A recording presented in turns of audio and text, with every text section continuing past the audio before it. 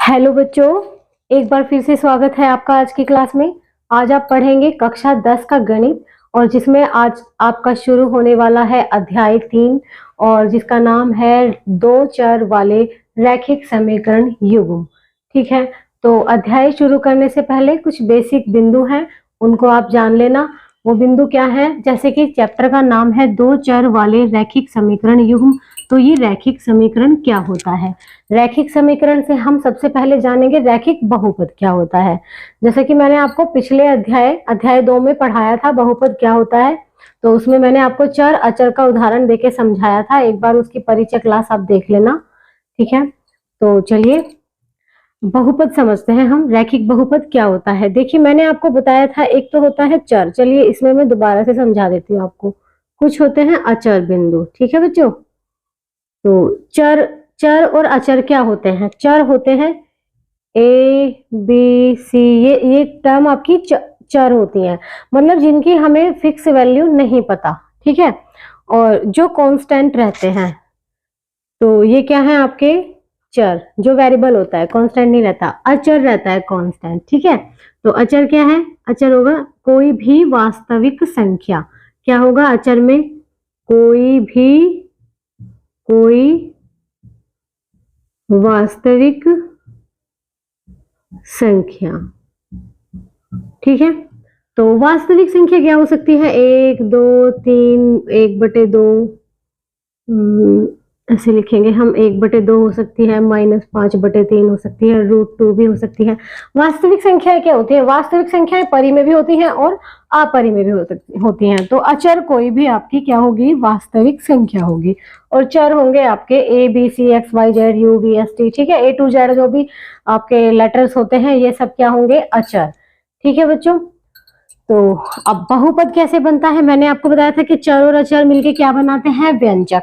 चर और अचर मिलकर, चर और अचर की या तो गुना हो रही हो, या फिर भाग हो रहा हो, या फिर जोड़ हो रहा हो, या फिर घटा हो रहा हो। ठीक है, तो वो मिलकर क्या बनाते हैं? व्यंजक। और व्यंजक बहुपद कब बनता है? जब उसकी पावर एक प्राकृत संख्या, जब चर की पावर एक प्राकृत संख्या होती है तो वो बहुपद बनता है। तो हम रैखिक बहुपद का उदाहरण लेते हैं। रैखिक बहुपद मतलब चर की घात क्या होगी? 1। तो रैखिक बहुपद का उदाहरण लेंगे। ये है आपका रैखिक बहुपद। रैखिक बहुपद क्या है? जैसे ये है 2x + 5, ये आपका रैखिक बहुपद है। ठीक है, और रैखिक समीकरण क्या है? रैखिक समीकरण क्या है? 2x + 5 = 0, जिसमें = भी आ जाता है, वो आपकी समीकरण बन जाती है। ठीक है बच्चों, तो ये क्या है? आपका रैखिक बहुपद है। ठीक है, और ये क्या है? आपकी रैखिक समीकरण। अब देखिए, ये है तो रैखिक बहुपद, लेकिन इसमें चर क्या है? चर क्या है? आपका x है। ठीक है, ये भी रैखिक समीकरण है, तो चर क्या है इसमें? x है। एक ही चर है ना, एक चर है, तो ये एक चर वाला रैखिक बहुपद है और ये एक चर वाला रैखिक समीकरण है। ठीक है, रैखिक बहुपद या रैखिक समीकरण वो होता है जिसमें चर की घात 1 होती है। यहाँ देखिए, x की घात क्या है? x की कोई घात नहीं है ना, कोई घात नहीं है, तो हम 1 मानते हैं। ठीक है, यहाँ पर x की घात क्या है बच्चों? यहाँ पर भी कोई घात नहीं है, तो इसका मतलब ये भी हम x की घात कितनी मानेंगे? 1 मानेंगे। ठीक है, तो ये हमारे क्या हो गए? रैखिक बहुपद और रैखिक समीकरण। अभी हमने एक चर का रैखिक बहुपद लिया है और एक चर का ही रैखिक समीकरण लिया है। आइए हम दो चर वाले बनाते हैं। दो चर वाले किस प्रकार बनेंगे? 2x + 5y + 2, कुछ भी संख्या लिख सकते हैं। अचर पद कोई भी हम वास्तविक संख्या हम ले सकते हैं। ठीक है, तो ये आपका क्या बन गया? दो चर वाला। ये तो है एक चर वाला रैखिक बहुपद, और ये क्या हो गया? दो चर वाला रैखिक बहुपद। ठीक इसी प्रकार अगर हम दो चर वाला रैखिक समीकरण बनाएं तो कैसे बनेगा? 2x + 5y + 2। जरूरी नहीं है +2 ही लिखें, कोई संख्या भी लिख सकते हैं, या इसको = 2 भी लिख सकते हैं, या इसको +2 = 0। इस तरह से भी ये होगी आपकी उसकी मानक रूप। ठीक है, दो चर वाले रैखिक समीकरण का मानक रूप। तो ये इस प्रकार हम इसको लिख सकते हैं। इसमें चर कितने हैं? इसमें चर कितना है? एक चर है। ठीक है, एक चर वाला रैखिक समीकरण। और ये क्या है? दो चर वाला रैखिक समीकरण। ठीक है बच्चों, तो चर दो हैं। अब देखिए यहाँ एक चर था तो इसका शून्यक निकालने के लिए हमें एक ही समीकरण की जरूरत पड़ती है। एक समीकरण से हम आसानी से शून्यक निकाल लेते हैं, लेकिन इस प्रकार के बहुपद में, इस प्रकार की समीकरण में शून्यक जो इसके जीरोज निकालेंगे, मतलब जो x और y की वैल्यू निकालेंगे, हमें दो वैल्यू निकालनी है, एक x की और एक y की। इसमें हमें केवल एक वैल्यू निकालनी है, केवल x की, तो हम एक समीकरण से हमारा काम चल जाता है। लेकिन जब हमें दो चर दिए होते हैं तो हमें इसको हल करने के लिए दो समीकरण की जरूरत पड़ती है। ठीक है, दो समीकरण की जरूरत क्यों पड़ती है? हमें x का भी मान निकालना है, हमें y का भी मान निकालना है। इसलिए आपको दिए जाएंगे रैखिक समीकरण युग्म। इस प्रकार की समीकरण दी जाएंगे आपको और उनके युग्म मिलेंगे। युग्म मतलब जोड़े। तो किस प्रकार की समीकरण होंगी? ये आपकी समीकरण का मानक रूप होगा। इस प्रकार की आपकी रैखिक समीकरण होंगी जिसमें कि आपके दो चर हैं और उनके आपको जोड़े दिए जाएंगे। ठीक है, तो अभी मैं उसकी जनरल फॉर्म लिख के आपको बताती हूँ, तब तक आप इसको नोट कीजिए। नोट करने का वैसे इसमें कुछ है नहीं है, चलिए मैं इसको रफ कर देती हूँ। आइए हम मानक रूप देखते हैं समीकरण का किस प्रकार आपको मिलेगा। देखिए, जैसे इस प्रकार की आपको समीकरण मिलेगी, a1x plus b1y plus c1 is equal to 0। दूसरी समीकरण मिलेगी आपको a2x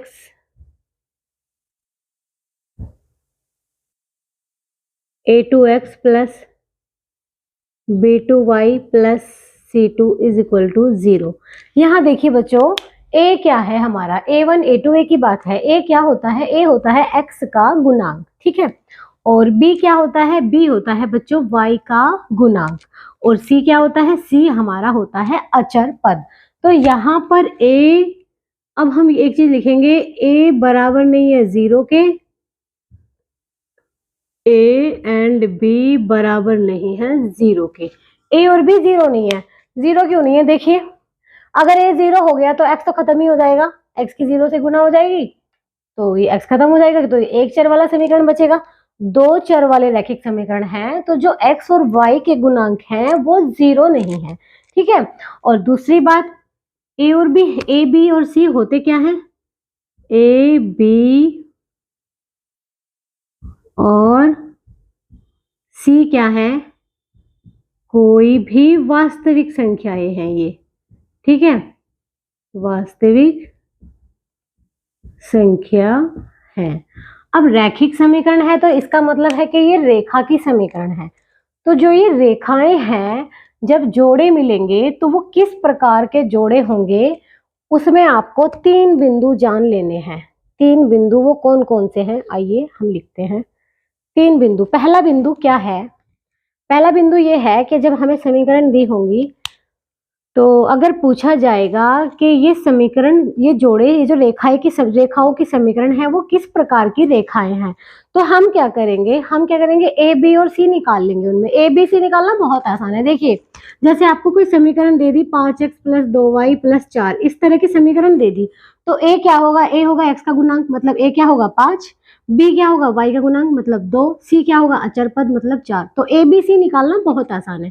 तो दोनों समीकरणों से जब आपको दो समीकरण दी होंगी तो पहली समीकरण से आप a1 b1 और c1 निकाल लेंगे। ठीक है, और दूसरी समीकरण से आप a2 b2 और c2 निकाल लेंगे। ठीक है, उसको निकालने के बाद आप क्या करेंगे? a1 बाई a2 करके देखेंगे। यदि वो b1 बाई b2 के बराबर नहीं आता, कंडीशन ये है कि ये इसके बराबर नहीं आया, इन दोनों का रेशो इन दोनों के रेशो के बराबर नहीं आया। जब बराबर नहीं आया तो ये देखिए बच्चों, इस प्रकार की रेखाएं होंगी। मतलब किस प्रकार की रेखाएं होंगी? एक रेखा ये, एक रेखा ये, मतलब ये इस प्रकार की रेखा होंगी कि किसी एक बिंदु पर ये टच करेंगी। ठीक है, तो क्या क्या लिखेंगे? प्रतिच्छेदित।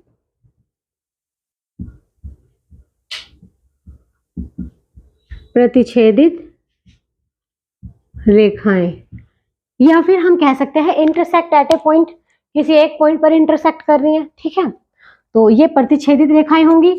अब ये एक बिंदु पर टच कर रही हैं तो इनका हल क्या होगा? केवल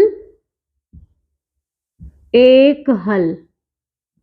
हल क्या होगा? केवल एक हल होगा इनका। तो बात समझ आई आपको? बहुत महत्वपूर्ण बिंदु है ये, और ये ऑब्जेक्टिव प्रश्नों में आ सकता है। तो हम आपको ऑब्जेक्टिव प्रश्नों की भी सारी तैयारी कराएंगे। पहले आप बेसिक समझ लीजिए थोड़ा सा। दूसरा, अब की बार आपने क्या किया, आपने देखा कि A1 बाई A2 बराबर आ गया है आपका B1 बाई B2 के। अब की बार ये कंडीशन आ गया है, क्या आया, A1 by A2 B1 by B2 के बराबर आ गया। देखिए, जब बराबर नहीं आया तो हमें कुछ नहीं करना, यहीं पे बात खत्म, यहीं पे बात खत्म। प्रतिच्छेदित रेखाएं हैं, इनका केवल एक हल है, क्योंकि ये एक बिंदु पर काटती हैं। ठीक है, कहीं भी काटें, हो सकता है इस तरह से काटें, ऐसे काटें, हो सकता है ऐसे काटें, ऐसे काटें। ठीक है, एक बिंदु पर टच करेंगी ये जरूर, ऐसे भी हो सकता है, इस तरह की भी हो सकती हैं ये रेखाएं। ठीक है, तो ये इंटरसेक्टेटिव पॉइंट होती हैं। दूसरी बार दूसरी कंडीशन में क्या होता है कि जब ये बराबर आ जाते हैं तो हमें तीसरा भी चेक करना होता है, मतलब C1 बाई C2 भी चेक करना होता है। ठीक है, जब इसमें बराबर नहीं आया तो यहीं पे बात खत्म हो जाती है, लेकिन जब ये दोनों बराबर आ गए और C1 बाई C2 भी हमने चेक किया और मान लिया हमने ये भी हमारा बराबर आ गया है, तीनों बराबर आ गए हैं, तीनों बराबर आएंगे तो ये इस तरह की रेखाएं होंगी कि एक ही रेखा के ऊपर, ध्यान से समझना, एक ही रेखा के ऊपर दूसरी रेखा है, इस तरह की रेखाएं हैं। ये दोनों रेखाएं ऐसे हैं, एक के ऊपर एक है। ठीक है, तो इन रेखाओं को हम बोलते हैं समपाती। ठीक है, तो ये कैसी रेखा होंगी बच्चों, ये होंगी आपकी समपाती रेखा। ठीक है, एक ही रेखा के ऊपर, या फिर हम दूसरे पेन से, मतलब ये दूसरी रेखा भी इसी के ऊपर है। ठीक है, तो ये रेखा कैसी होंगी आपकी, ये रेखाएं होंगी आपकी बच्चों समपाती। ठीक है, तो इनके कितने हल होंगे, देखिए ये एक बिंदु पर टच करती हैं तो केवल एक हल है। ठीक है, और ये कितने सारे बिंदु पर, बहुत सारे बिंदु पर टच करती हैं तो इसके बच्चों अनेक हल होंगे। कितने हल होंगे इसके, इसके अनेक हल होंगे। ठीक है, इसका केवल एक हल है और इसके कितने हैं, अनेक हल हैं। ठीक है, और तीसरी कंडीशन में आपने क्या किया, जब A1 बाई A2 देखा आपने और आपने देखा कि B1 बाई B2 के बराबर आ गया है ये आपका, और जब बराबर आया है तो आपको तीसरा भी चेक करना पड़ेगा, और आपने देखा कि तीसरा वाला इस बार बराबर नहीं आया, इस बार आपकी ऐसी कंडीशन बन गई है। मतलब कि देखो, जब ये बराबर नहीं है तो तीसरा हमें देखना ही नहीं है, फिर तीसरा बराबर है या नहीं है इससे मतलब ही नहीं है। जब ये बराबर आए तो तीसरा चेक करना है, अगर वो भी बराबर आए तो ये कंडीशन बनेगी। ठीक है, अब ये दो बराबर आए, तीसरा बराबर नहीं आया, तो आपकी रेखाएं इस प्रकार की बनेंगी कि रेखाएं आपकी क्या होंगी, समांतर। इनको बोला जाएगा, कैसी रेखाएं होंगी, या फिर इस तरह से, अगर ये इस तरह से है ना तो दूसरी भी इस तरह से होगी, समांतर। ठीक है, तो कैसी रेखा होगी, ये आपकी रेखा होगी बच्चों समांतर। ये बिंदु आप जरूर याद रखेंगे तीनों, ये बहुत महत्वपूर्ण है। ठीक है, तो ये रेखाएं आपकी समांतर रेखाएं होंगी। दूसरी बात, इनके हल कितने होंगे, आप देखिए बच्चों, जैसे कि आपने यहाँ देखा, एक बिंदु पर काटती हैं तो एक हल है, अनेक बिंदु पर काटती हैं तो अनेक हल है। ठीक है, और जब समांतर रेखा होती है तो आपने देखा होगा समांतर रेखाएं कभी भी नहीं मिलती, कभी भी किसी बिंदु पर नहीं मिलती, कभी भी किसी बिंदु को नहीं काटती। जैसे इस बोर्ड की ये दो रेखाएं देख लीजिए, इस रेखा को और इस रेखा को देखिए, तो जब इनको आप आगे बढ़ाएंगे तो ये कहीं भी नहीं मिलेंगी। जैसे कि हमने ये रेखा खींच दी, ये रेखाएं समांतर नहीं है, समांतर नहीं है, तो इनको हम जब आगे बढ़ाएंगे तो ये कहीं ना कहीं मिलेंगी ना, कहीं ना कहीं मिलेंगी एक बिंदु पर, तो ये इस तरह की रेखाएं होंगी। लेकिन अगर कोई दो रेखाएं समांतर हैं तो उनको आगे कितना भी बढ़ा लीजिए दोनों साइड से, वो कभी भी टच नहीं करेंगी, कभी भी उस बिंदु पर मिलेंगी नहीं। ठीक है, तो बात समझ रहे हैं आप, तो इसका मतलब क्या है, समांतर रेखाएं कभी भी किसी बिंदु पर नहीं मिलती, कभी किसी बिंदु को नहीं काटती, तो इसका मतलब इसका क्या होगा, इसका कोई हल नहीं होगा, क्योंकि ये किसी बिंदु पर नहीं मिलता। तो इसका क्या होगा बच्चों, कोई हल नहीं, इसका कोई हल नहीं होगा। ठीक है, चलिए इसको नोट करते रहिए।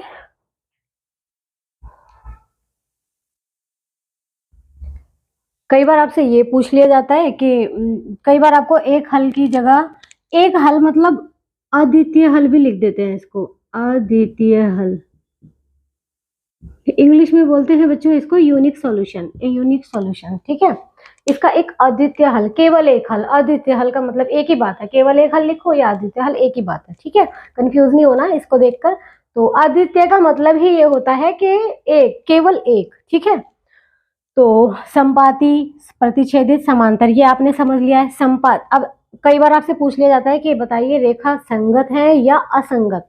संगत क्या होंगी, जो टच कर रही है वो संगत है, जो टच नहीं कर रही वो असंगत। ये टच करती है, ये टच करती है, ये एक बिंदु पर टच करती है, ये बहुत सारे बिंदु पर टच करती है, तो ये दोनों क्या है, संगत। और ये वाली कंडीशन क्या होगी, असंगत। ये आपको याद रखना है, ठीक है। प्रतिच्छेदित रेखाएं, संपाती रेखाएं, समांतर रेखाएं, ठीक है। आप इसको नोट कर लीजिए। अब हम आपको कराते हैं एक्सरसाइज 3.1 के प्रश्न।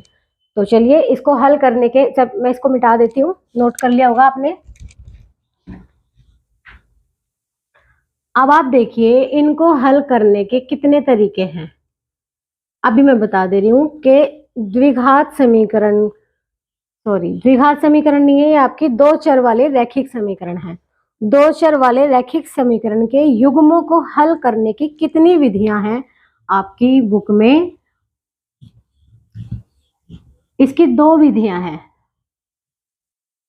एक तो है इसकी ग्राफ विधि और एक है बीजगणितीय विधि। अब बीजगणितीय विधि में भी तीन विधि आ जाती हैं, ठीक है।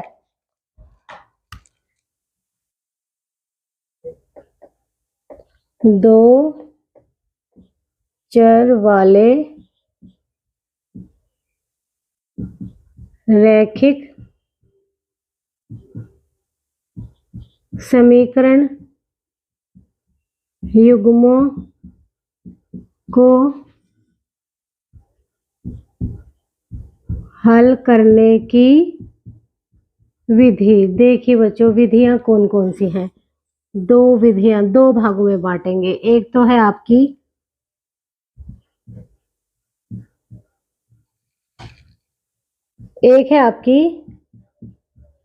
ग्राफीय विधि, ग्राफ मेथड है एक आपका, ये आपने 9th क्लास में भी समझा है, ठीक है। और दूसरा है बच्चों आपका, इसमें आपकी तीन आ जाती हैं। एक तो आ जाती है आपकी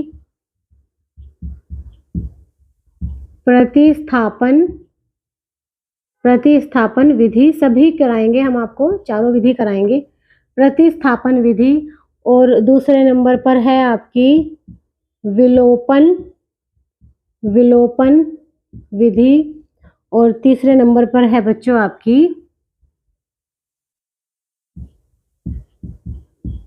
वज्र गुणन विधि। ये तीन विधियां आपकी बीजगणितीय है। ये है आपकी बीजगणितीय विधि। ये तो आपकी ग्राफीय विधि है, ये केवल एक ही होती है। बीजगणितीय विधि के आपके दो पार्ट हैं, सॉरी तीन पार्ट हैं, प्रतिस्थापन विधि, विलोपन विधि और वज्र गुणन विधि, ठीक है। तो चलिए इसको भी नोट कर लीजिए। अब कराते हैं एक्सरसाइज 3.1 के प्रश्न।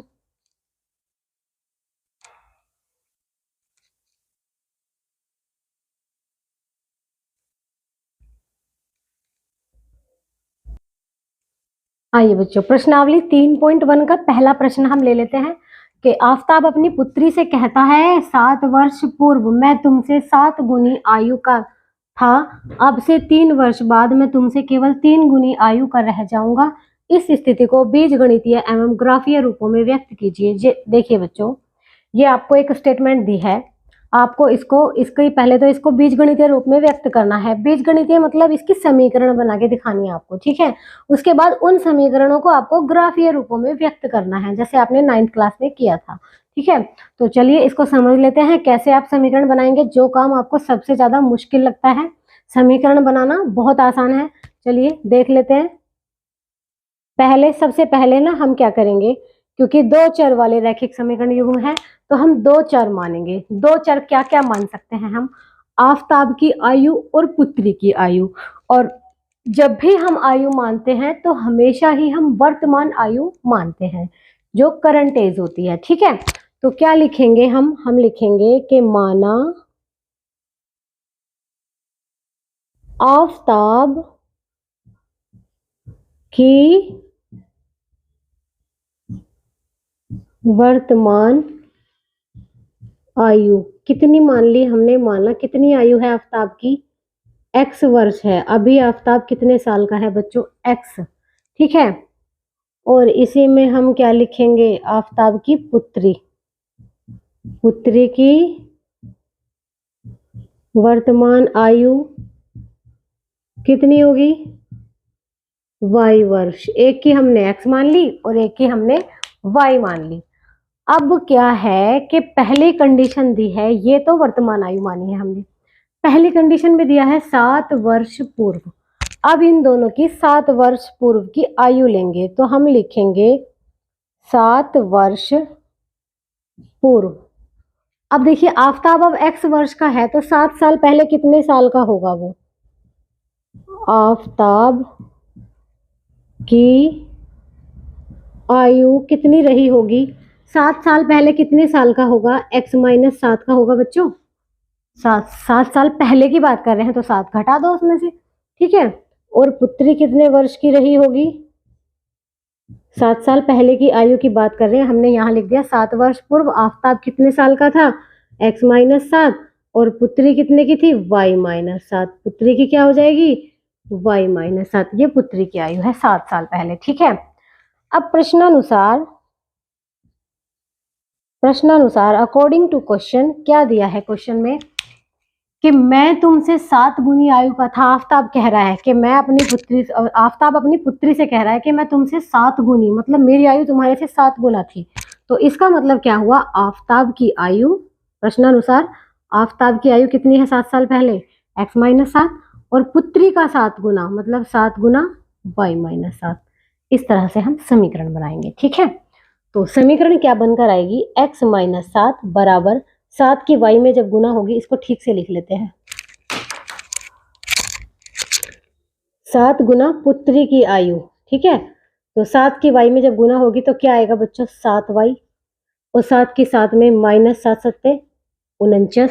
अब क्या करना है, y को इधर ले आएंगे, 7 को उधर ले जाएंगे, तो ये हो जाएगा x माइनस वाई, 7y को इधर ले आए ना, जब y इधर आएगा तो 7y आएगा, x माइनस 7y, और यहाँ आपका क्या बचेगा, यहाँ आपका माइनस का 49, तो जो है उसको पहले लिखेंगे ना, माइनस का 49 है तो माइनस का रहेगा, ये 7 इधर जाएगा तो ये 7 इधर जाके प्लस का 7 हो जाएगा, क्योंकि यहाँ माइनस का है। अब 7y यहाँ प्लस का था तो इधर आके माइनस का हो गया, तो x माइनस 7y कितना होगा बच्चों, देखिए बड़ी संख्या माइनस की है, छोटी संख्या प्लस की, घटाने पर कितना आएगा 42, और बड़ी संख्या का साइन आ जाएगा तो ये आ जाएगा माइनस का 42। ये आपकी समीकरण नंबर बनेगी बच्चों 1, ठीक है। ये आपकी पहली समीकरण होगी। अब क्या करना है, आपको दूसरी समीकरण बनानी है। दूसरी समीकरण भी यही से बनकर आएगी। यहाँ लिखा है अब से 3 वर्ष बाद। अब जैसे 7 साल पहले की बात की थी हमने, अब हम बात करेंगे 3 वर्ष बाद। तो यहाँ लिखेंगे 3 वर्ष बाद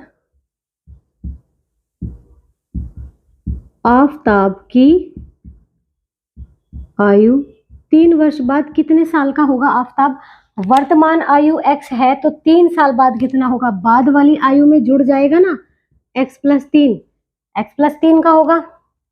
और पुत्री कितने साल की होगी,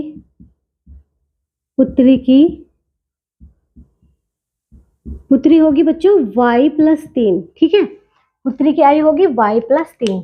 तो ये क्या कह रहा है कि प्रश्न के अनुसार क्या दिया है प्रश्न में, अकॉर्डिंग टू क्वेश्चन, ये बोल रहा है कि मैं तुमसे केवल 3 गुनी आयु का रह जाऊंगा। मतलब जो ये आफताब है, ये आफताब अपनी पुत्री से 3 गुना, मतलब 3 गुना पुत्री की आयु,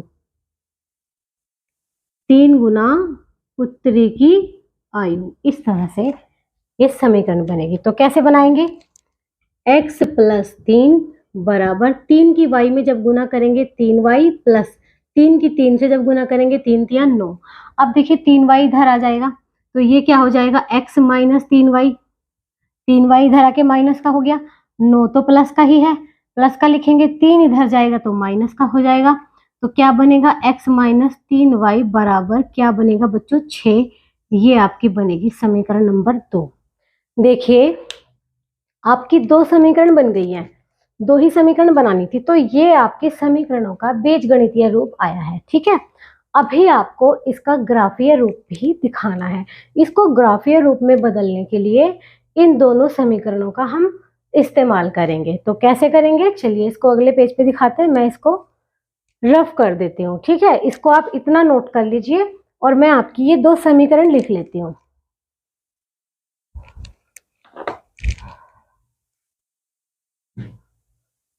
चलिए इतना नोट कर लीजिए ये।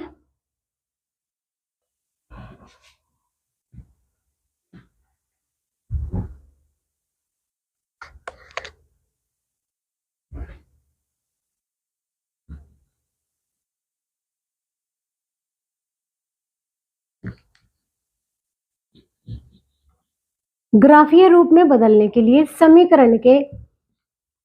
एक समीकरण के कम से कम दो हल निकालेंगे हम। पहले समीकरण लिख लेना। पहली समीकरण क्या थी, x माइनस 7y बराबर माइनस 42, ये आपकी पहली समीकरण आई है। और दूसरी आई है x माइनस 3y बराबर 6, ये आपकी दूसरी समीकरण आई है बच्चों। तो इसको ग्राफ में कैसे आप दिखाएंगे, बहुत आसान है।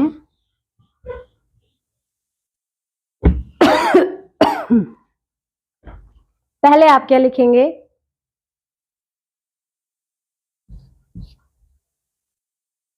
समीकरण एक से समीकरण एक से क्या करेंगे, x माइनस 7y बराबर माइनस 42 में x बराबर 7 रखने पर, इस समीकरण में x बराबर 7 रख देंगे। तो जब 7 रखेंगे तो ये हो जाएगा 7 माइनस 7y बराबर माइनस 42, माइनस 7y बराबर माइनस 42, 7 इधर जाके माइनस का हो गया, माइनस 7y बराबर माइनस के 49, माइनस से माइनस कट गया, y बराबर 49/7, तो y बराबर कितना आ गया, 7। एक हल तो आ गया 7 7। दूसरा हल क्या आएगा, x बराबर इसी समीकरण में, पहली समीकरण की बात कर रहे हैं अभी हम। इसी समीकरण में आप क्या करेंगे, x की जगह पर कुछ और संख्या रख लीजिए। हमने मान लिया x की जगह पर हम -7 रख लेते हैं इस बार x बराबर -7 रखने पर, जब -7 रखेंगे तो ये ऐसे बनेगा, -7 माइनस 7y बराबर माइनस 42, माइनस 7y बराबर माइनस 42 प्लस 7, तो ये ऐसे बनेगा -7y बराबर माइनस 42 प्लस 7 कितने होंगे, माइनस के 35, माइनस से माइनस कट गया, y बराबर कितना आया 35/7, तो y बराबर कितना आया 5। तो ये आपके हल आ गए हैं। कौन कौन से हल आए हैं, पहली समीकरण से आपके ये हल आए हैं, x y, x का मान जब आपने 7 रखा था तो y का मान भी आपका क्या आया था, 7 आया था। ठीक है बच्चों, इस बार जब आपने x का मान -7 रखा है, x का मान क्या रखा है, -7 रखा है, तो y का मान कितना आया है आपका, 5 आया है। तो ये आपका पहली समीकरण का हल आया है जो हमने इस बॉक्स में लिखा है। ठीक है, अब आप इसी प्रकार दूसरी समीकरण के भी हल निकालेंगे। तो क्या लिखेंगे, समीकरण 2 से x बराबर, इस समीकरण से x बराबर 2 रखने पर, 2 क्या, x बराबर 0 रख दो, x बराबर 0 रखने पर देखिए, x बराबर हम जब 0 रखेंगे तो ये हो जाएगा 0 माइनस 3y बराबर 6, माइनस 3y बराबर 6, y बराबर 6/-3 कितना आ जाएगा, y बराबर कितना आ जाएगा -2, ये आएगा। अब फिर से लिखेंगे x बराबर, कुछ और रखेंगे अब की बार, x बराबर 3 रख दो। x बराबर 3 रखने पर, x बराबर जब 3 रखेंगे इस समीकरण में तो देखिए क्या आएगा, 3 माइनस 3y, दूसरी समीकरण से करें ना, 3 माइनस 3y बराबर 6, तो माइनस 3y बराबर 6 माइनस 3, तो माइनस 3y बराबर 6 माइनस 3 कितने होंगे, 3। y बराबर कितना होगा, 3 बटे माइनस 3, तो y कितना आ जाएगा, -1।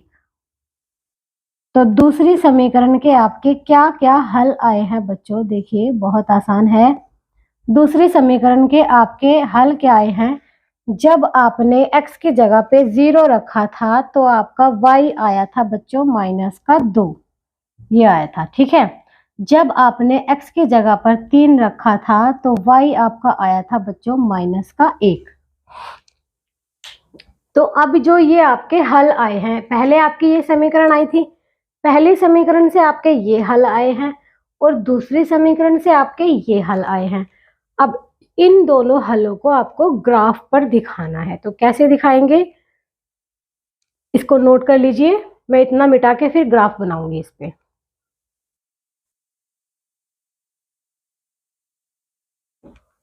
चलिए मैं स्टेटमेंट मिटा देती हूँ इसकी, स्टेटमेंट की अब जरूरत नहीं है आपको, हो चुका है इसका काम।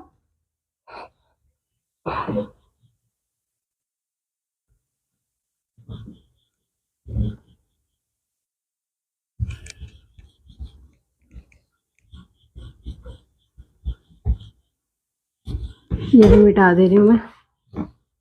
आपको केवल अब देखने हैं इसके हल। सारा प्रश्न आपने नोट कर लिया होगा, बोर्ड छोटा पड़ रहा है।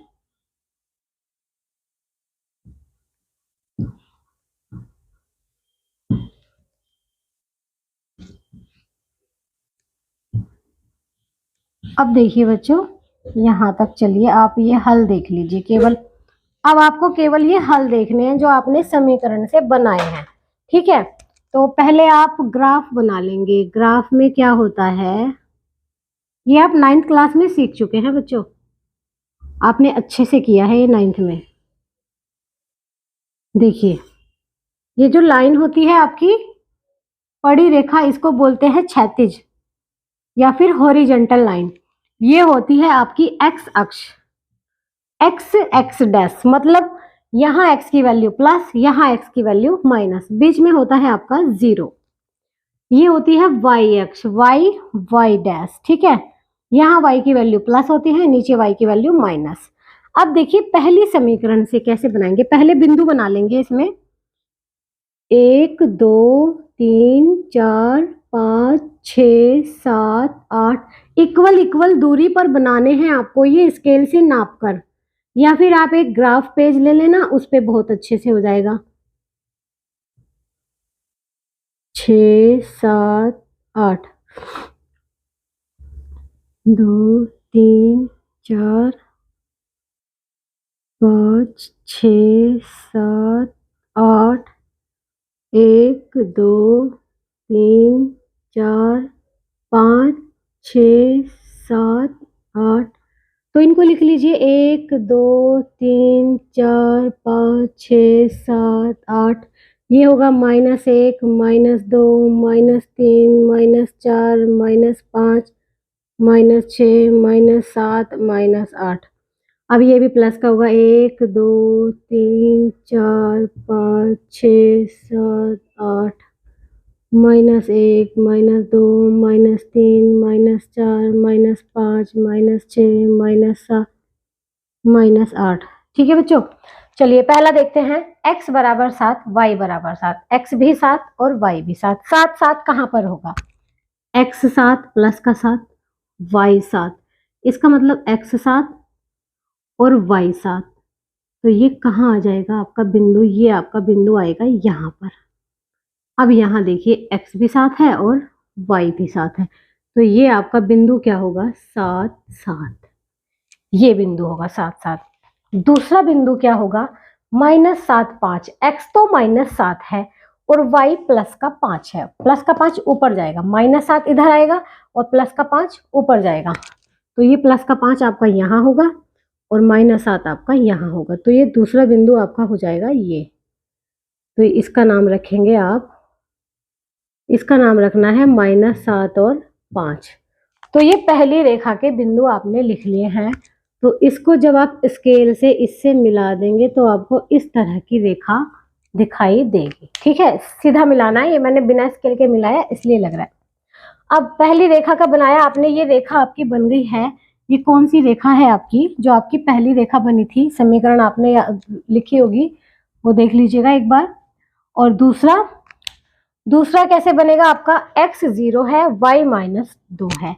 x 0 यहाँ पर होगा और y -2 नीचे होगा। तो ये है आपका 0 -2, ये वाला बिंदु आपका 0 -2 है। x तो 0 है यहाँ पे और y क्या है? -2। अब क्या है? x क्या है? 3 और y क्या है? -1। x 3 इधर होगा और y -1 नीचे होगा। यहाँ पर आपका क्या होगा? 3 और -1। ये बिंदु आपका 3 और -1 होगा। इन दोनों को जब आप मिलाएंगे तो ये आपकी दूसरी वाली रेखा बनेगी। तो ये आपकी ग्राफीय विधि से, ये आपकी होगी ग्राफीय विधि। नोट कर लीजिए।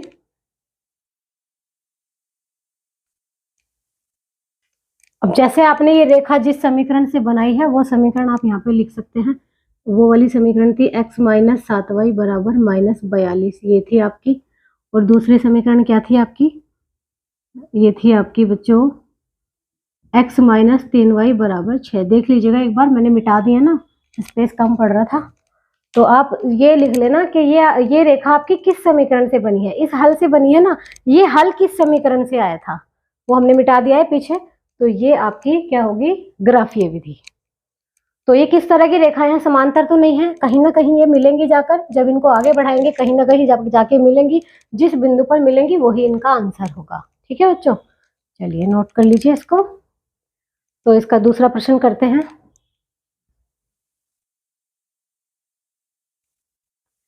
देखिए बच्चों, प्रश्न संख्या 2 में दिया है, क्रिकेट टीम के कोच ने 3900 रुपए में 3 बल्ले तथा 6 गेंदें खरीदी। बाद में उसने एक और बल्ला तथा उसी प्रकार की 2 गेंदें 3900 रुपए में खरीदी। इस स्थिति को बीजगणितीय तथा ज्यामितीय रूप में व्यक्त कीजिए। इस प्रकार के प्रश्नों में समीकरण बनाना बहुत आसान है। कैसे?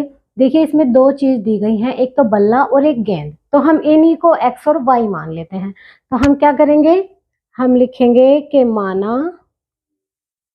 माना एक बल्ले का मूल्य, हमने मान लिया एक बल्ले का मूल्य कितना रुपए है? x रुपए है। ठीक है, तथा एक गेंद का मूल्य, एक गेंद का मूल्य कितना है? y रुपए है बच्चों। ठीक है, अब देखिए प्रश्नानुसार, अब ध्यान से समझना बात को, बहुत आसान है। देखिए 3 बल्ले और 6 गेंद कितने में खरीदे? 3900 में। एक बल्ला x रुपए का आता है तो 3 बल्ले कितने के आएंगे? 3 बल्ले आएंगे 3x रुपए के। और एक गेंद y रुपए की है तो 6 गेंद कितने की होंगी? 6y की। और ये दोनों चीजें कितने में खरीदी है उसने खरीदी है 3900 रुपए में। पहली समीकरण आपकी तैयार, आसानी से बन गई है। इस प्रकार के प्रश्नों में आसानी से समीकरण बना सकते हैं। दूसरा देखेंगे आप, बाद में उसने एक और बल्ला, एक बल्ला कितने का खरीदा? एक बल्ला तो x का ही आता है ना, x रुपए का खरीदा। और उसी प्रकार की 2 गेंदें, एक गेंद y की है तो 2 गेंद कितने की होंगी? 2y की। अब ये दोनों चीजें, 2y की 2 गेंद होगी, ये दोनों चीजें कितने में खरीदी है उसने? 3900 रुपए में। ये आपका गलती से 3900 लिख गया, 1300 होगा, 1300 है। कितने में खरीदी है? 1300 रुपए में। ठीक है, तो ये आपकी बन गई समीकरण नंबर 2। समीकरण आपकी आसानी से बन चुके हैं। अब आप इन समीकरणों से क्या बनाएंगे? पहले तो इनके हल निकालेंगे, बॉक्स बनाएंगे जो हल निकालते हैं हम। ठीक है, उसके बाद आप इनका ग्राफ बनाएंगे। ये तो बीजगणितीय रूप आया है अभी तक आपका। तो पहले हल निकालेंगे तो क्या लिखेंगे कि समीकरण एक से क्या रखेंगे, x बराबर क्या करते हैं, 100 रख दें, 100 रख देते हैं, चलो ये 300 रख दें। 300 रखने पर x बराबर 300 रख दें अगर, तो देखिए क्या आ जाएगा, 3 गुना 300 प्लस 6y बराबर 3900। 3 गुना 300 कितना हो गया, 900। 900 प्लस 6y 3900। 6y कितना आ गया, 3900 माइनस 900, तो 6y कितना आ जाएगा, 3000। y कितना आ जाएगा, 6 पंजे 30, 500। x 300 रखा तो y कितना आ गया है, 500। तो इसको बॉक्स में डाल लेंगे जिससे कि हमें दिख जाए, हाईलाइट कर लेंगे इसको, ठीक है। अब पहली समीकरण से हमने एक हल निकाला है, दूसरा भी निकालेंगे। दूसरा कैसे निकालेंगे,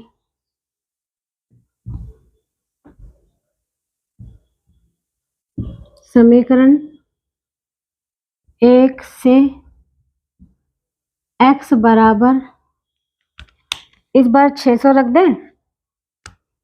600 रखने पर चलिए x बराबर हमने 600 रख दिया तो क्या आएगा, 3 गुना 600 प्लस 6y बराबर 3900।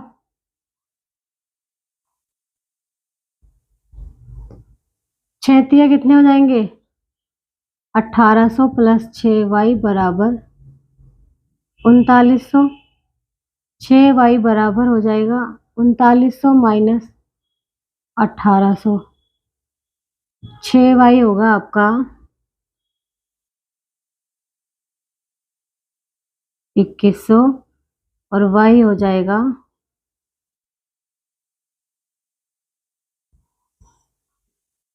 3 गुना 600। 2100 बटे 6 कितना होगा, भाग कराएं। 6 तिया 18, 6 पंजे 350 हो जाएगा। x बराबर 600 रखने पर y आपका 350 आया है। तो पहली समीकरण का हल, ये जो समीकरण थी ना आपकी 3x प्लस 6y बराबर 3900, इसका जो हल बना है ना बच्चों, इसका हल ये बना है कि जब आपने x का मान देखिए, जब आपने x का मान 300 रखा तो y का मान 500 आया। x का मान 300 रखा तो y का मान कितना आया था, 500। फिर आपने दोबारा से समीकरण का हल किया था तो x का मान 600 रखा था तो y का मान 350 आया। x का मान क्या रखा था इस बार, 600, तो y का कितना आया था, 350। ठीक है बच्चों, चलिए इसको नोट कीजिए। अभी दूसरी समीकरण के हल निकालते हैं, चलिए यहीं पे कर लेते हैं। ये पहली समीकरण के हल आए हैं आपके, पहली समीकरण जो आपकी ये थी, ठीक है। दूसरी समीकरण लिखेंगे, समीकरण 2 में, इस समीकरण 2 में देखिए x बराबर क्या रखें, x बराबर 100 रख दें, या फिर x बराबर 300 रख दें। 300 रखने पर x को 300 रखेंगे तो y कितना आ जाएगा, देखिए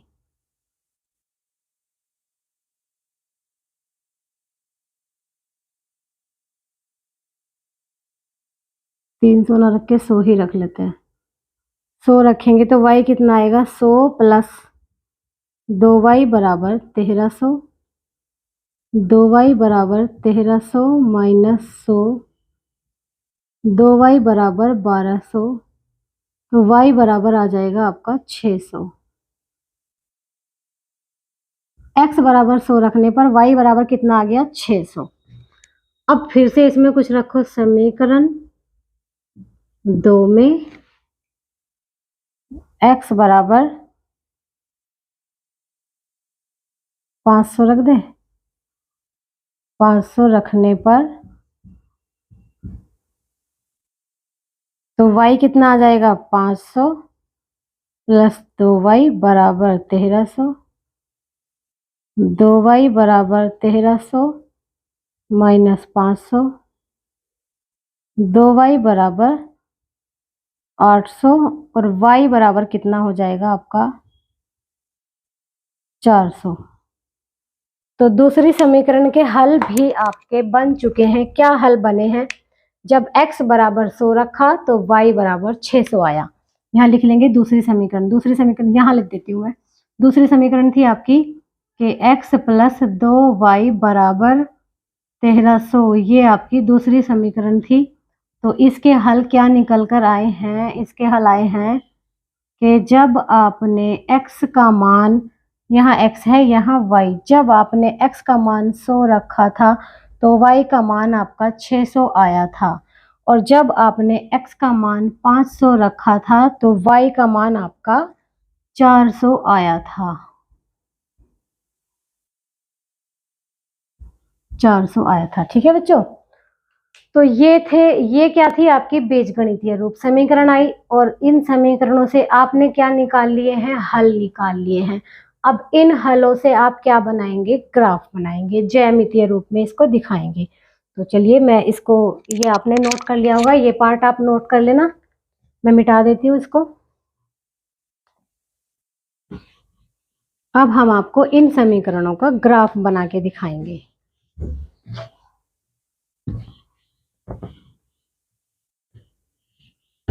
चलिए, ग्राफ बनाने के लिए या तो आप एक ग्राफ पेज ले लेना, ग्राफ कॉपी आती है एक मार्केट में, ठीक है, तो ग्राफ पेज पे बना लेना, या फिर मेरी तरह अपनी कॉपी पे ग्राफ बना लेना। ठीक है, कैसे बनाएंगे कॉपी को ग्राफ? इस तरह से एक वर्टिकल लाइन खींचेंगे और एक हॉरिजॉन्टल लाइन स्केल से खींचेंगे। एक्स डैश, एक्स की वैल्यू इधर माइनस है, वाई डैश है। वैल्यू रखने के लिए एक बार देख लीजिए, वैल्यू आपको 100 में दी हुई है, तो आप क्या करेंगे? आप एक काम करना, आप 100 का डिफरेंस लेके वैल्यू रख लीजिए। तो यहाँ पर हमें सारी वैल्यू पॉजिटिव मिली है तो हम केवल पॉजिटिव ही रख लेंगे। चलिए कैसे रखते हैं? हम ऐसे रख लेते हैं कि ये 100 है, 100, 200, 300, 400, 500, 600, 700, इस तरह से रख लेना। ठीक है, y हमारा 600 तक है तो 6 बिंदु कम से कम हमें चाहिए y में। तो 100, 200, 300, 400, 500, 600, तो इनको रखो 100, 200, 300, 400, 500, 600, 700, और ये भी क्या हो जाएगा? 100, 200, 300, 400, 500, ये हो जाएगा आपका 600। पहला देखिए, x 300 है तो y 500 है। x 300 कहाँ पर है? यहाँ पर है। y 500 कहाँ पर है? यहाँ पर है। तो ये ऐसे आ जाएगा आपका, यहाँ ये बिंदु आ जाएगा 300, 500, ये बिंदु आपका आ जाएगा। ठीक है, थोड़ा इसके लिए दूसरा कलर यूज कर लेते हैं। ये होगा आपका 300, 500। ठीक है, तो ये पहला बिंदु आया 300, 500। दूसरा क्या है? 600, 350। 600 कहाँ होगा? यहाँ होगा 600। 600 x 600 यहाँ है, y 350, 300 और 400 के बीच होगा। अब यहाँ से देख लीजिए, ये इस तरह से लेकर आएंगे, यहाँ होगा इसके साथ में, तो क्या लिखेंगे? 600, 350। इसको अब आप मिटा देंगे, यहाँ ये बिंदु आपको मिल जाएगा। ठीक है, अब देखिए ये बिंदु था आपका 300, 500,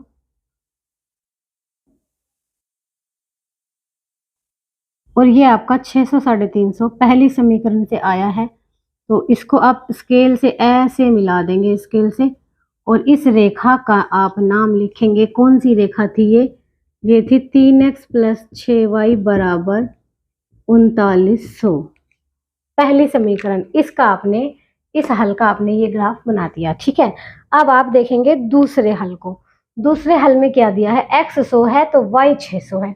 x 100 कहाँ पे है, यहाँ पे है। y 600 कहाँ पे है, यहाँ पे है। ये थोड़ा आपका इधर जा रही है रेखा इस तरह से। जब आप ग्राफ पे बनाएंगे तो आपको यही दिखाई देगी। तो ये 100 और 600 यहाँ पे होगा आपका। तो क्या लिखेंगे कि 100 और 600 ये हो जाएगा। ठीक है, अब x 500 y 400, x 500 कहाँ होगा, यहाँ पे, और y 400 कहाँ पे होगा, यहाँ पे। यहाँ पर होगा आपका x 500 और y 400, क्योंकि देखिए बच्चों हम x को पहले लिखते हैं, y को बाद में लिखते हैं।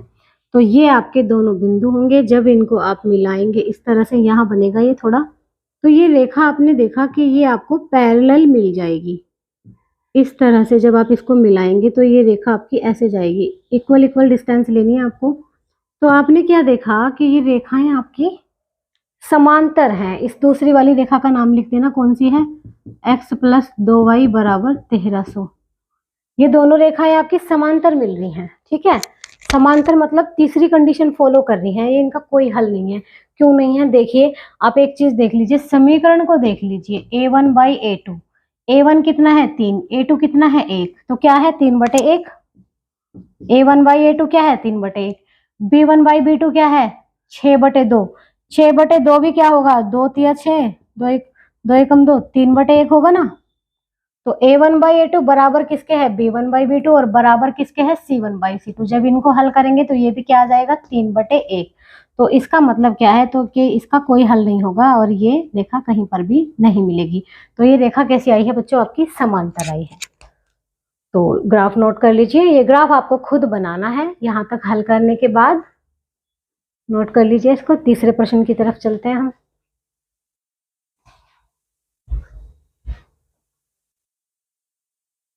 आइए बच्चों, तीसरा प्रश्न है कि 2 केजी सेब और 1 केजी अंगूर का मूल्य किसी दिन 160 रुपए था। एक महीने बाद 4 केजी सेब और 2 केजी अंगूर का मूल्य 300 रुपए हो जाता है। इस स्थिति को बीजगणितीय तथा ज्यामितीय रूपों में व्यक्त कीजिए। आपको कुछ नहीं करना, आपको क्या करना है, अंगूर और सेब को ले लेना है। एक का मूल्य x मान लेना है और एक का y।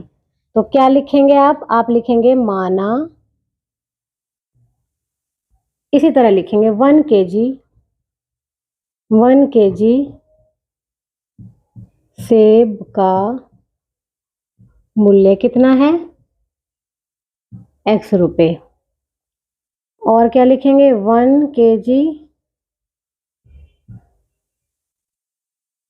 अंगूर का मूल्य कितना है, y रुपए है। ठीक है, अब अकॉर्डिंग टू क्वेश्चन, प्रश्नानुसार को आप अकॉर्डिंग टू क्वेश्चन भी लिख सकते हैं। अकॉर्डिंग टू क्वेश्चन क्या दिया है, 2 किलो सेब 1 किलो अंगूर। 2 किलो सेब कितने के आएंगे, 2x के, क्योंकि 1 किलो सेब कितने के आ रहे हैं, x के। तो 2 केजी कितने के आएंगे, 2x के। और 1 केजी अंगूर कितने के हैं, y के, 2x + y। और दोनों का मूल्य 2 केजी सेब 1 केजी अंगूर का मूल्य कितना है, 160। समीकरण नंबर 1। अब एक महीने बाद 4 केजी सेब, 4 केजी सेब कितने के आएंगे, 4x के।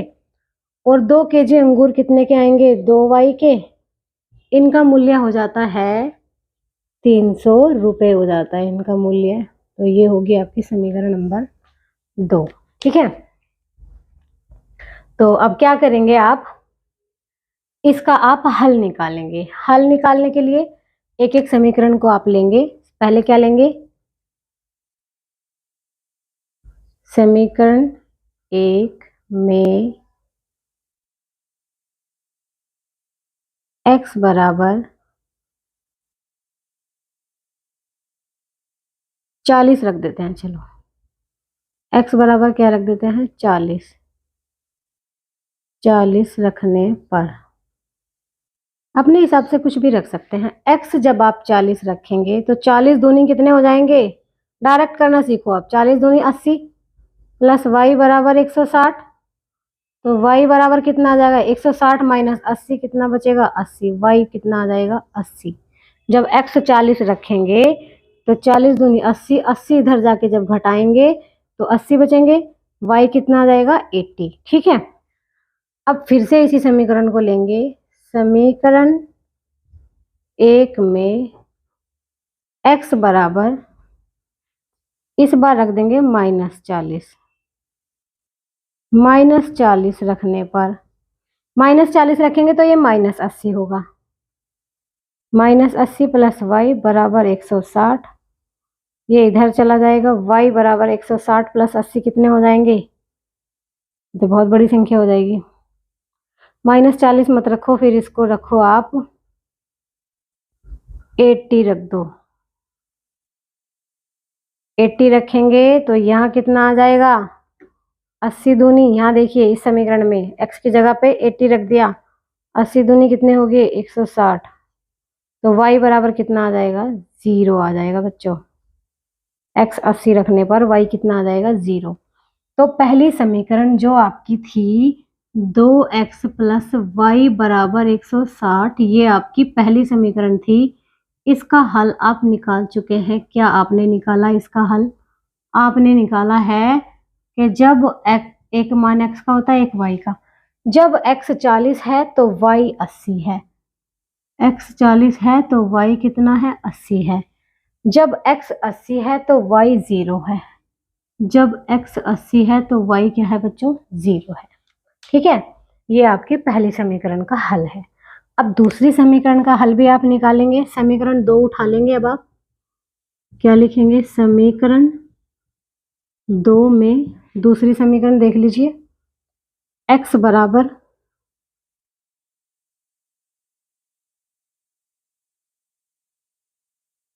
x बराबर क्या रखेंगे? यहां रख देंगे 0। 0 रखने पर x जब लिखेंगे 0 तो y क्या होगा? 0 प्लस 2y क्या होगा? 300। y कितना आ जाएगा? 150। x जब 0 रखेंगे तो y कितना आ जाएगा? 150। अब क्या रखेंगे? अब फिर से समीकरण 2 में x बराबर माइनस मत रखो, x बराबर रख दो 20। 20 रख दो, 20 चौक 80। 20 रखने पर x बराबर 20 रखेंगे, 120 क्या 30 रख दो, 3 चौक 12। 40 रखे थे ना पहले क्या रखा था? 0। 20 रख देते हैं, चलो ठीक है। 20 चौक 80 हो जाएगा, प्लस ये क्या हो जाएगा? 2y, और ये क्या हो जाएगा? 300। अब 2y बराबर क्या होगा? 300 माइनस 800। ये आपको खुद रखनी है वैल्यू अपने माइंड से, ठीक है? ज्यादा कंफ्यूज नहीं होना, अपने माइंड से रखनी है। 2y, सभी की समीकरण, सभी की हल होते हैं अलग अलग आ सकते हैं, क्योंकि बहुत सारे हल हम निकाल सकते हैं इन समीकरण के। 300 में से 800 घटाएंगे तो माइनस के 500, और y बचेगा आपका माइनस का 250। ये आपके दूसरी समीकरण के हल आ गए हैं। तो दूसरी समीकरण आपकी क्या है कि 4x प्लस 2y बराबर 300, इस तरह से आपकी दूसरी समीकरण है ये। तो इसके हल कैसे निकाले हैं आपने? हल आपने इसके निकाले हैं कि पहली समीकरण का निकला है x बराबर 0, जैसे x और यहाँ y। x जब आपने 0 रखा था तो y आपका आया है बच्चों 150, और x जब आपने 20 रखा है तो y आपका आया है माइनस का 250। इस तरह से आपके ये हल बनकर आए हैं। ठीक है, आप इसको नोट कीजिए, फिर मैं आपको कराती हूँ इसका ग्राफ। ये आपका 300 माइनस 80 नहीं, 800 नहीं, 80 था। 300 माइनस 80 आपका होगा, माइनस का नहीं आएगा, ये प्लस का ही आएगा बच्चों। ये आपका आएगा 220। ठीक है, 220 का जब आप 2 से डिवाइड करेंगे तो ये आएगा बच्चों 110। ठीक है, तो ये थोड़ा सा डिस्टर्ब हो गया था, 110 आएगा ये। ठीक है, चलिए इसको नोट कर कीजिए, ग्राफ कराते हैं फिर।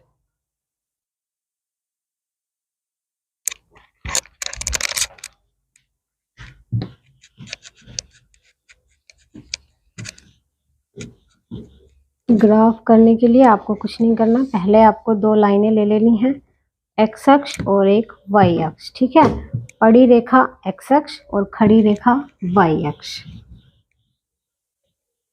राइट साइड में पॉजिटिव वैल्यू, लेफ्ट साइड में नेगेटिव वैल्यू। ऊपर की साइड पॉजिटिव और नीचे की साइड नेगेटिव वैल्यू। ठीक है, चलिए ग्राफ बनाना शुरू करते हैं। ग्राफ के लिए आपके पास हल हैं इस समीकरण के, दोनों समीकरणों के हल हैं आपके पास। तो ये एक्स डैश है आपका और ये आपका वाई और वाई डैश है।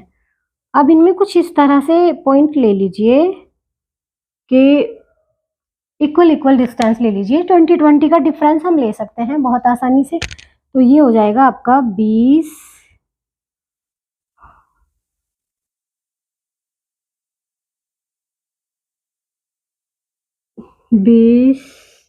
40, थोड़ा सा इसको ऊपर ले लेते ना, चलो ठीक है नीचे ले लेते, थोड़ा सा पॉजिटिव वैल्यू है ना सारी, तो प्रॉब्लम नहीं आएगी फिर कुछ। इस तरह से ले लेते हैं 20, 40, 60, 80, 100, 120, 140, 160। ऐसे ही ऊपर की साइड ले लेंगे 20, 40, 60, 80, 100, 120, 140, 160। देखिए बच्चों, यदि x 40 है तो y 80 है, यदि x 40 है तो y कितना है 80, तो ये हो जाएगा आपका 40। इसे लिखते हैं, इसको थोड़ा सा कलरफुल कर देते हैं इसको। 40, 80 ये बिंदु आपका आएगा यहाँ पर, 40 और 80।